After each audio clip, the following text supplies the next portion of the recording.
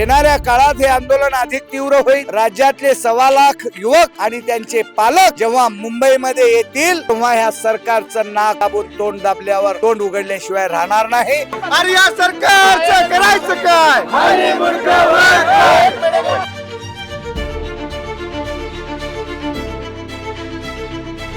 नेपाळ दूर आहे। नेपाळमध्ये जे युवकांनी आक्रोश दाखवला तो आक्रोश येणाऱ्या काळात महाराष्ट्रामध्ये या अर्थसंकल्पीय अधिवेशन काळात जर बघायला मिळाला तर तुम्ही आश्चर्य मानू नका। ती वेळ जवळ येत आहे।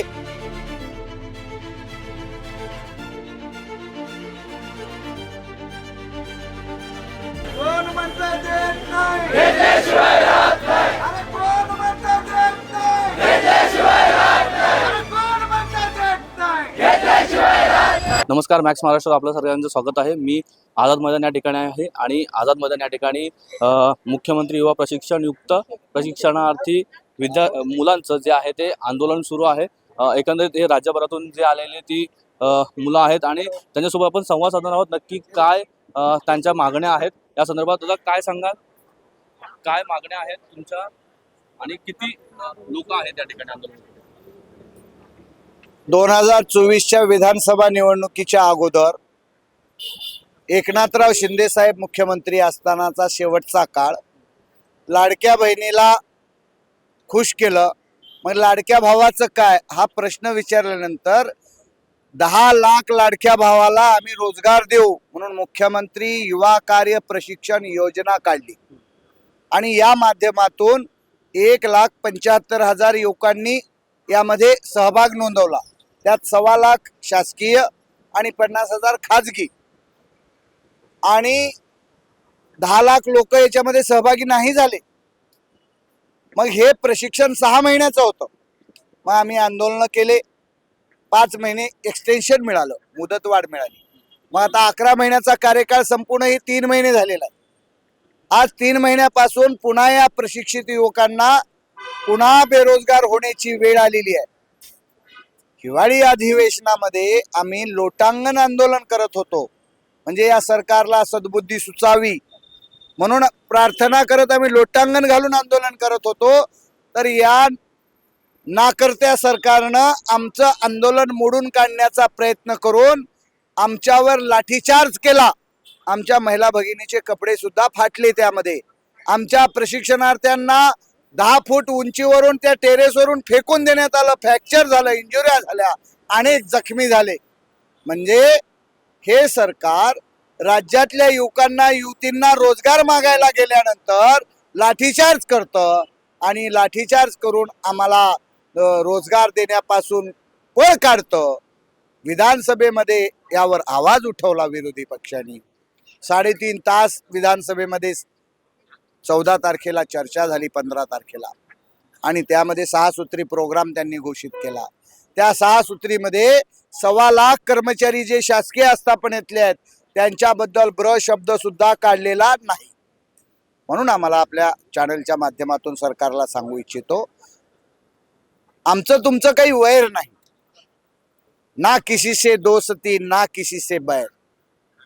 आम्ही आमचा रोजगार मागण्यासाठी आम्ही सरकारला एक पालक, सरकार हे पालक असतं, मग या पालकाला आम्ही हात जोडून विनवणी करतोय। आमच्या या भारत माता जाधव या 1.5 महिना झालं या ठिकाणी आंदोलन करतायत। त्यांचा परिवार, त्यांचे पती, त्यांचे लेकरं 1.5 महिन्यापासून इथं बसले, त्यांना कुणी भेटायला आलं नाही किंवा भेटण्यासाठी बोलावलं नाही। इतका निर्दयीपणा असतो का? कालपासून हजारो प्रशिक्षणार्थी या ठिकाणी आझाद मैदानावर आपलं आंदोलन करतायत। काल आम्हालाही भेट दिलेली नाही। आज दुसरा दिवस आहे, आता वाजतायत 4, अजूनही आम्हाला भेटीची वेळ कळवलेली नाही।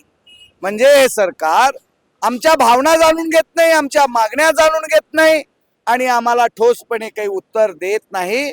या सरकारला या राज्यातल्या बेरोजगारीवर काम करायचं नाही असं यांचा मनोदय आम्हाला दिसून येतो। म्हणून आज आम्ही यापुढे करो या मरो चा संघर्ष आम्ही करणार आहोत। म्हणून येणाऱ्या काळात हे आंदोलन अधिक तीव्र होईल। राज्यातले 1.25 लाख युवक आणि त्यांचे पालक जेव्हा मुंबईमध्ये येतील तेव्हा ह्या सरकारचं नाक दाबून तोंड दाबल्यावर तोंड उघडल्याशिवाय राहणार नाही. आणि एवढी मोठी संख्या आल्यानंतर मुंबई जाम होईल. नेपाळ दूर आहे. नेपाळमध्ये जे युवकांनी आक्रोश दाखवला तो आक्रोश येणाऱ्या काळात महाराष्ट्रामध्ये या अर्थसंकल्पीय अधिवेशन काळात जर बघायला मिळाला तर तुम्ही आश्चर्य मानू नका. ती वेळ जवळ येत आहे. ती वेळ जर येऊ नये असं सरकारला जर वाटत असेल तर सरकारनं राज्यातल्या या बेरोजगार युवकांच्या हाताला रोजगार देणारा कायदा, राईट टू एज्युकेशन सोबत राईट टू सर्व्हिस देणारा कायदा या सभागृहात संमत करावा. 2-5 मार्कांनी अपात्र ठरले, कॉम्पिटिटिव्ह एक्झाम मध्ये अपात्र ठरले म्हणजे 100% नालायक समजतं का सरकार? आज हे युवक कॉम्पिटिटिव्ह एक्झाम मध्ये 30 वर्ष 35 वर्ष पूर्ण करू लागलेत.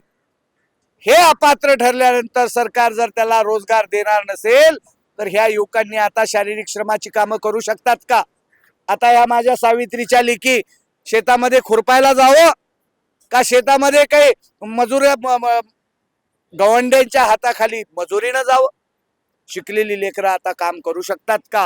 हा मला सवाल आहे आपल्या माध्यमातून सरकारला. म्हणून या शिकलेल्या लेकरांच्या भावभावनाशी तुम्ही चेष्टा करू नका. जर ही चेष्टा महागात पडेल हे नक्कीच. हे वाक्य माझा अधोरेखित करून घ्या.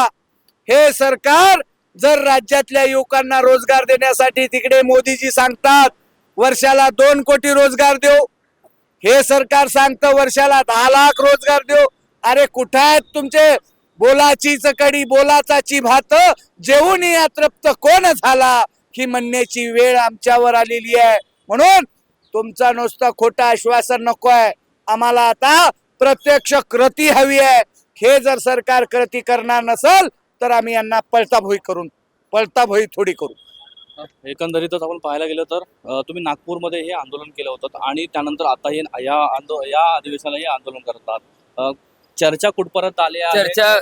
चर्चा तर हा प्रकारच नाही आहे. सरकार बघायची भूमिका घेतंय आणि एवढ्या मोठ्या प्रमाणामध्ये या ठिकाणी जे युवक आहेत आता जे उपस्थित आहेत ते फक्त राज्यातले प्रमुख उपस्थित आहेत. अजून आम्ही त्या विभागात तालुका असतील जिल्हा स्तरावरती असतील यांना प्रमुख जे आहे त्यांना इथे उपस्थित करतोय आपण की पुढचं जी दिशा जी आहे नियोजन आहे की आलेल्या मंडळी राहायची व्यवस्था असेल ह्या सगळ्या गोष्टीचं एक पाठपुरावा करण्यासाठी पहिला एक प्राथमिक म्हणून आपण सुरुवात करतोय. याच्यामध्ये जर मोठ्या उग्र स्वरूपामध्ये जर आलं तर येणाऱ्या काळामध्ये सरकारला याचा हे मोजावं लागेल. कारण निवडणुकीपूर्वी तत्कालीन मुख्यमंत्री एकनाथ शिंदे साहेबांनी खूप चांगल्या पद्धतीने सांगत होतं की लाडका भाऊ योजना जी आणली होती त्या योजनेच्या अंतर्गत पूर्ण महाराष्ट्रातील लोकांना युवकांना काम दिलं होतं. पण आज निवडणुकीमध्ये देखील सांगितलं गेलं की जेव्हा नाशिकला आंदोलन केलं गेलं होतं त्यावेळेस देखील सांगितलं, त्यानंतर नागपुरामध्ये आंदोलन केलं त्यावेळेस देखील सांगितलं की आचारसंहिता संपल्या तर तुमचा विषय मार्गस्थ लावतोय. दिलेला शब्द पाळावा. आणि ह्या मुलांना हाताला 6,000 8,000 आणि 10,000 वरती मुलं काम करतात. ज्या आस्थापनामध्ये काम करतात त्या आस्थापनामध्ये त्यांची गरज आहे. एकीकडं ज्यांची वय मर्यादा 60 झालेली आहे, ज्यांची वय मर्यादा 55 झालेली आहे अशा रिटायर्ड शिक्षकांना कामावर घेऊन पुन्हा रोजगार त्यांना देऊ पाहतंय आणि ही तरुण मुलांना रस्त्यावर सोडतंय. हे कुठेतरी चुकीचं आहे. हे सरकारने थांबावं. आणि आहे या मुलांना कॉन्ट्रॅक्ट बेसवरती असतील किंवा कंत्राटी पद्धती असेल कुठल्याही पद्धतीने असेल आपण घ्यावं एवढी माफक अपेक्षा. जर ह्या मुलांना जर न्याय भेटत नसेल जोरपतून निर्णय लागत नाही तर माघार घेणार नाही या भूमिकेवर आम्ही ठाम आहोत. एकंदरीतच आज आंदोलनाचा 8वा दिवस आहे आणि यातून तुमचं ज्या कोणी सरकारबद्दल कोणी दखल घेतलेली आहे? आमचा आंदोलनाचा 2रा दिवस आहे. आत्तापर्यंत कोणी सरकारच्या वतीनं या ठिकाणी आमची राहण्याची खाण्याची किंवा विचार कुठलाही त्यांनी केलेला नाही आहे. त्यामुळं आता आंदोलक आमच्या महिला आहेत त्यांची राहण्याची आणि खाण्याची याचा प्रचंड हा महत्त्वाचा आमचा विषय आहे. आणि रात्री आमच्या काही महिला रेल्वे स्टेशनवर गेल्या तिथं पण त्यांना तिथं हाकलून दिलेलं आहे अक्षरशः. तर असा निर्णय सरकार त्यांनी तातडीने यांचा विचार करून या युवांना न्याय द्यावा अशी आमची विनंती आहे. आमदार खासदारांना राहायची व्यवस्था आहे पण इथं आंदोलन करते फक्त आझाद मैदान नुसतं आंदोलन करत्यापुरतंच आहे. आंदोलनाबरोबर त्यांची राहण्याची व्यवस्था जर या ठिकाणी तर झाली किंवा बाकीची गोष्टी जर झाल्या महिलांच्यासाठी तरी आम्हाला ह्या ठिकाणी राहण्याची परवानगी द्यावी एवढी आमची माफक अपेक्षा आहे. या ठिकाणी आमची राहण्याची व्यवस्था जर झाली तर आम्ही 100% या ठिकाणी फिरतं शौचालय जर झालं तर आम्ही या ठिकाणी आंदोलन शांत आणि संयम पद्धतीने करायला तयार आहोत. आता सरकारकडे तुमच्या मागण्या काय असतील? सरकारकडे आमच्या आता प्राथमिक ज्या मागण्या आहेत त्या युवकांना कायमस्वरूपी करून घेणे. त्यांचे 7 ते 8 महिने झालं पेमेंट दिलं नाही त्याच्यानंतर त्यांच्या काय वयामर्यादा आहे त्यांना त्या कायमस्वरूपी करणे, जे आता दुसऱ्याला जेवढं पेमेंट आहे तेवढं यांना ते कायमस्वरूपी करून घेणे आणि समान हक्क असं त्या बाबतीत त्यांनी सगळ्या योजना राबवा अशी 1,35,000 सगळे युवक आहेत महाराष्ट्रामध्ये.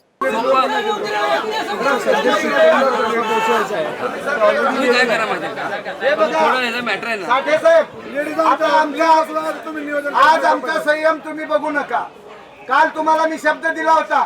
नाही ऐका, आम्ही काल सुद्धा विधान भवनावर जाणार होतो, पण तुम्हाला शब्द दिला. तुम्ही म्हणलो उद्या सकाळी 11 वाजता भेट घालून देतो. आज 5 वाजले आहेत. ऐका बाबा, 1 मिनिट ऐका. मी काय म्हणतो, सदन चालू आहे.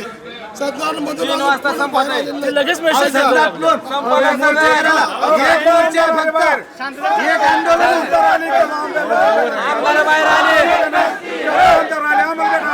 युवा प्रशिक्षणार्थी जे मुख्यमंत्री युवा प्रशिक्षणार्थी जी योजना होती त्या अंतर्गत जे आंदोलन आहे ते आंदोलन आपण आक्रमक होताना पाहतोय. एकंदरीतच आपल्यासोबत काही लोक आहेत त्यांच्याशी बोलणार आहोत. दादा, काय सांगाल, कधीपासून आपण आंदोलन?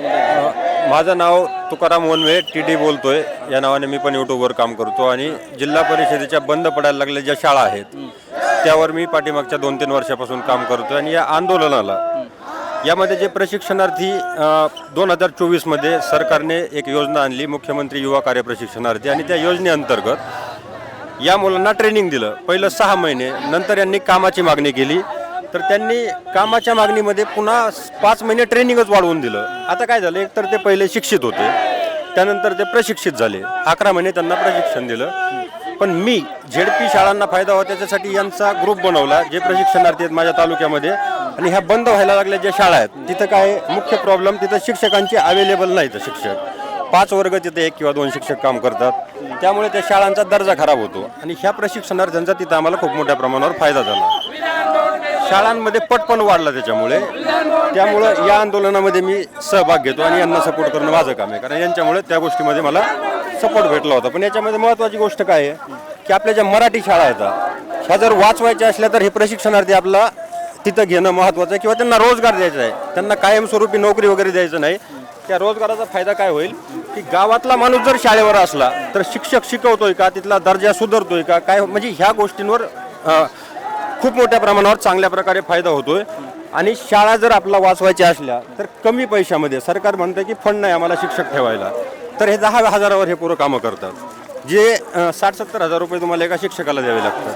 आणि बाकीचे जे शिक्षकांचे कामं आहेत, जसं BLOचं काम असेल, किंवा आपण पाहिलं की 2011ची जनगणना आपली शेवटची, ती पण कमी असल्यामुळे पूर्ण होऊ शकली नाही.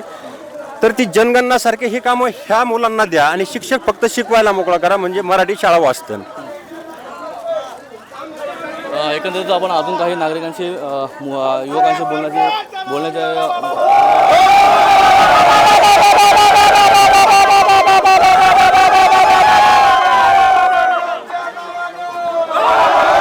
एकंदरीत सरकारच्या नावाने बोवा मारण्याचे काम आहे ते युवा प्रशिक्षण विद्यार्थी.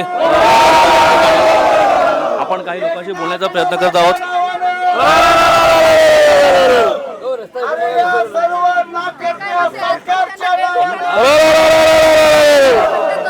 सरकार हमसे डरती है, पुलिस को आगे करती है. सरकार हमसे डरती है, पुलिस को आगे करती है. भारत माता की जय, भारत माता की जय. पुलिस हमसे, सरकार हमसे डरती है, पुलिस को आगे करती है. सरकार हमसे डरती है, पुलिस को आगे करती है. ये तो अंदर की बात है, पुलिस हमारे साथ है. ये तो अंदर की बात है, पुलिस हमारे साथ है. भारत माता की जय, भारत माता की जय, भारत माता की जय.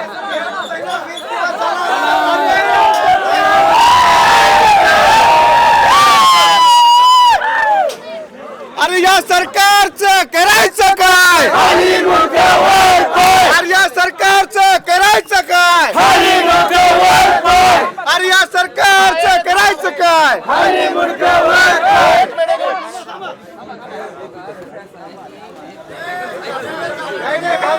चॉकलेट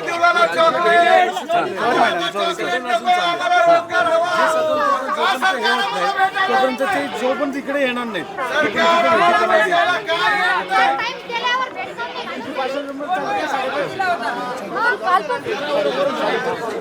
विषय काय असेल माहिती आहे का? ए दादा सर, ऐका सर, काय प्रॉब्लेम आहे का? हे जे मुलं आहेत, त्या मुलांना इथे थांबवलं किंवा इथं परिस्थिती फार बिघडली. एक तर लेडीज आणि दिवसभर आमचं काय तर आम्ही उडी मारून लेडीजला इथे राहायची व्यवस्था पण जास्त कमी काय प्रॉब्लेम झाला. थांबा ना. या मुलांना कसं ऐकायचं काय खोटं बोलून दिवस घातलाय आम्हाला विधान भवनावर जाऊ द्या. विधान भवनावर आम्ही शांततेत जातो. शांततेत जातो. विधान भवनावर जाऊ द्या आम्हाला. हे सरकार दखल घ्यायला तयार नाही. आम्हाला विधान भवनावर जाऊ द्या. शासन आमची दखल घेणार, आम्ही शासनाकडे जातो. आम्ही शासनाला भेटायला जातो. शासन आमची दखल घेत नसल्यास नोकरी तर द्या ना, छोकरी तर द्या. दिलेले आश्वासन पूर्ण करा. करायचं काय? खाली मुंडका वर पाय. युवकांना फसवणाऱ्या सरकारचं करायचं काय? दीड महिन्यापासून तुम्ही या ठिकाणी आझाद मैदानाला आंदोलन करत आहात. काय मागण्या होत्या किंवा मग कशा पद्धतीचं तुमच्या आंदोलनाचं हे आहे? सर 5 जानेवारी पासून मी या ठिकाणी माझं सहकुटुंब घेऊन मी या ठिकाणी आंदोलनावर बसले की सरकारचं म्हणणं आहे की शांततेने आणि संयमतेने तुमच्या ज्या काही मागण्या आहेत तुम्ही या ठिकाणी आम्ही तुम्हाला रोजगार देऊ. पण सगळ्यात अगोदर तर मला सरकारचा हात जोडून त्यांना विनंती करते की खरंच आम्हाला तुम्ही एकीकडे लाडकी बहीण म्हणता आणि 5 तारखेपासून 5 जानेवारीपासून 1.5 महिना सलग होत आहे. आता अर्थसंकल्पीय अधिवेशन सुरू झाला तरी या शासनाने दखल घेतलेली नाही. कुठल्याही प्रकारचा त्यांचा शासकीय अधिकारी आमच्यापर्यंत आलेला नाही. त्यांनी दखल घेतलेली नाही आहे आणि त्यांनी जे काही हे CM सरांनी ही योजना आणली, खूप छान प्रकारे त्यांनी आणली की एक बेरोजगारी पूर्ण महाराष्ट्रातून दूर व्हावी या दृष्टिकोनातून त्यांनी ही योजना आणली. पण शिंदे सरांनी जो आम्हाला आश्वासन दिलेले आहे, देवेंद्र फडणवीस साहेबांनी जे आश्वासन दिलेले आहे, मंगल प्रभात लोढा साहेब यांनी आम्हाला आश्वासन दिले आहे, त्यांनी तो शब्द पाळावा. त्यांनी आम्हाला सांगितलं की ज्या आस्थापनामध्ये आम्ही काम करणार त्या आस्थापनामध्ये तुम्हाला परमनंट करू. आम्ही परमनंट पण नाही म्हणत आहे. आम्ही म्हणत आहे की आमची मागणी काय, आम्ही ज्या ठिकाणी काम करीत आहे त्या ठिकाणी आम्हाला त्यांनी काम द्यावं. एवढीच फक्त आम्ही सरकारकडे मागणं करते. कारण कुठल्याही प्रकारचं आतापर्यंत 18 ते 19 आंदोलन झाले, यामध्ये आमच्या कुठल्याही प्रकारच्या मागण्यावर ते विशेष लक्ष देत नाही आणि मुलांची परिस्थिती अशी झाली की या ठिकाणी येतात, आंदोलनं करतात, निराश होऊन जातात. एक मनाचं खच्चीकरण झालंय. एकीकडे त्यांचं 3-4 महिन्याचं मानधन पण नाही, त्यांच्याकडे पैसे पण नाही, राहण्याची व्यवस्था पण नाही. रात्री आम्हाला या ठिकाणी ग्राउंडला असताना पोलिसांनी हकलून दिलं, रेल्वे स्टेशनच्या बाजूला बसलं तिथून पण हकलून दिलं. मग आम्ही जायचं तरी कुठे जायचं हा प्रश्न आहे. काय करायचं? कारण आमची आता तेवढी परिस्थिती नाही राहिलेली आहे की आम्ही या मुंबईसारख्या सिटीमध्ये बाहेरून आम्ही एक कोणती जेवणाची व्यवस्था किंवा राहण्याची व्यवस्था स्वतः खर्च करू शकतो.